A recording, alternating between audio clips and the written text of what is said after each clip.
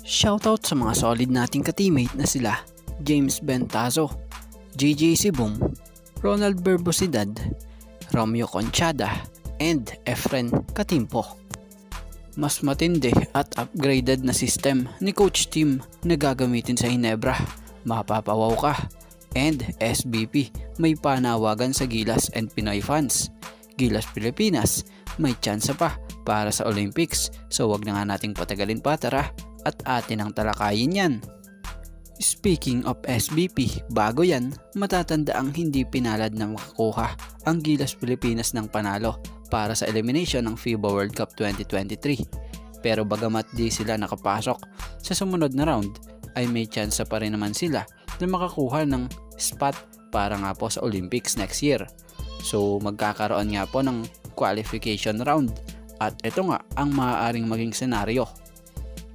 So ngayon nga pong August 31, magkakaroon ng laro ang Gilas Pilipinas at September 2. May mga nagsasabi na China at South Sudan nga ang maaaring makalaban ng Gilas Pilipinas sa qualification round. So yan nga, dalawang malaking laban to para sa Gilas Pilipinas.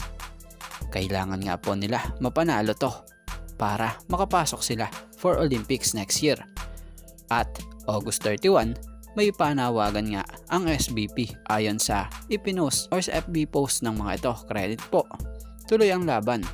Show your support for Gilas in their upcoming classification match by wearing blue. When you watch a show your support for Gilas in their upcoming classification match by wearing blue. When you match and hashtag win for Pilipinas the Big Dome. At about naman sa matinding upgraded na sistema ni Coach Tim. So makakakita nga tayo niyan sa Oktubre. Di bali na nga lang kung may isip din ng SBP na si Coach Tim na lang ang paghawakin or pagcoachin dito sa Asian Games sa Gilas Pilipinas. So maaari din makita natin ito kung sakali. Pero balik tayo sa Hinebra or usapang Hinebra.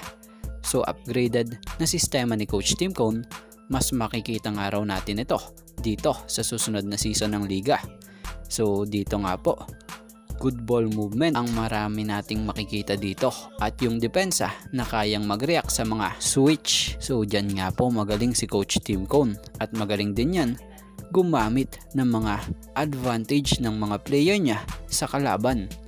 So alam naman natin na may dinagdag si Coach Tim Cone sa kanyang sistema, lalo na nung nagpunta siya sa Miami Heat para maging assistant coach noon doon sa NBA Summer League. So paliwanag pa nga po natin yung sistema na meron si Coach Tim Cone. Hahanapin niya talaga diyan yung kung sino yung player na may mataas na percentage shot sa loob. Halimbawa, yung kagaya ni Pringle nga noon na ball dominant na bago naglaro sa Hinebra. So isang halimbawa nga yan na maraming pahihirapang kalaban or mga kalaban ang Barangay Hinebra maging sa Gilas kung yan nga ang kanilang sakaling ipalit kay Coach Chot Reyes. So itong sistemang ito ang matindi talaga. Pero ano sa palagay at opinion nyo dito mga ka-teammate?